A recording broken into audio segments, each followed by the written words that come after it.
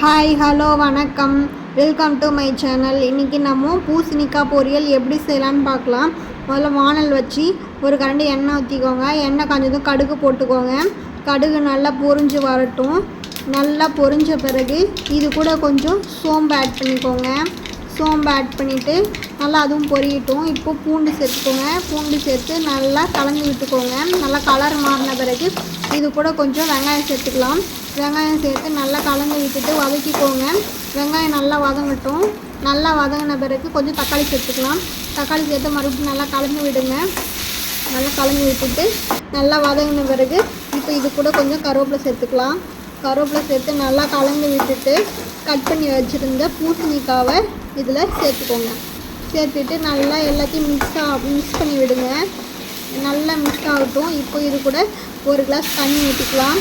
தண்ணி ஊற்றிட்டு 2 ஸ்பூன் மிளகாத்தூள், கொஞ்சம் உப்பு, கொஞ்சம் மஞ்சள்தூள் எல்லாம் போட்டு நல்லா கலந்து விட்டுக்கலாம். நல்லா கலந்து விட்டுட்டு இப்போ இது ஒரு மூடி போட்டு மூடி வேக வச்சுக்கலாம். ஒரு 5 நிமிஷம் வேகட்டும்.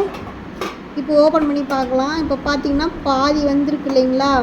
ஸோ இதை மறுபடியும் என்ன பண்ணால் மறுபடியும் மூடி போட்டு மூடி வேக வச்சுக்கலாம். ஒரு 5 நிமிஷம் கழித்து ஓப்பன் பண்ணி பார்க்கலாம். இப்போ பார்த்திங்கன்னா நல்லா பூசணிக்காய் பொரியல் ரெடி ஆகிடுச்சு. இப்போ இதை சர்வ் பண்ண வேண்டியது தான். சர்வ் பண்ணிங்கன்னா சூப்பராக இருக்கும். பூசணிக்காய் பொரியல் ரெடி ஆகிடுச்சு. ஓகே, என்னோடய சேனல் பிடிச்சா லைக் பண்ணுங்கள், கமெண்ட் பண்ணுங்கள், ஷேர் பண்ணுங்கள். பாய்.